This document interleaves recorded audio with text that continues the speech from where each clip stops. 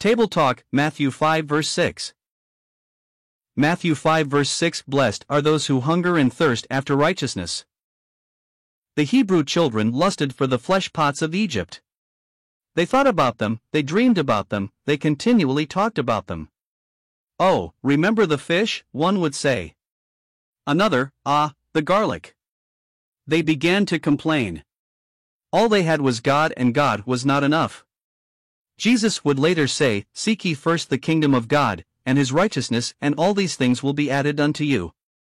God's principles are timeless. The God who can change stones into bread can supply all our needs. Even the manna became old quickly for those who missed Egypt more than they loved God. Even though it came fresh every morning, Israel became bored with its breakfast. They wanted meat. They wanted flesh. They wanted something they could chew. God sent them quails, piles and pails of quails. I remember what a treat getting ice cream was as a child. My mother pinched pennies.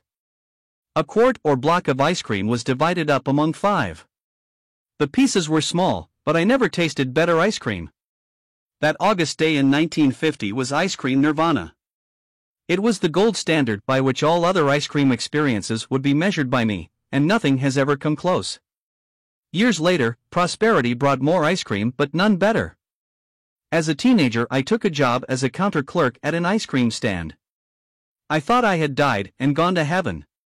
During my break I was given permission to make and eat anything I wanted, and let me tell you, that first week, I wanted.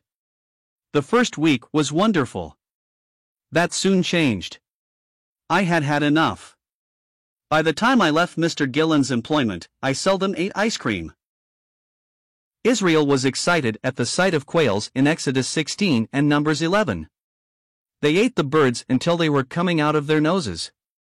Too much of anything in this world will make you sick. The people got sick.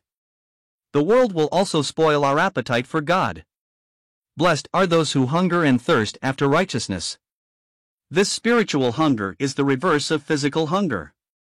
The less we have of God, the less we want. The more we have of Him, the more we hunger for Him. The more we snack on the world between meals, the less we care for heaven. However, even with God, we are not to live just to eat, but eat to live, and there is a difference.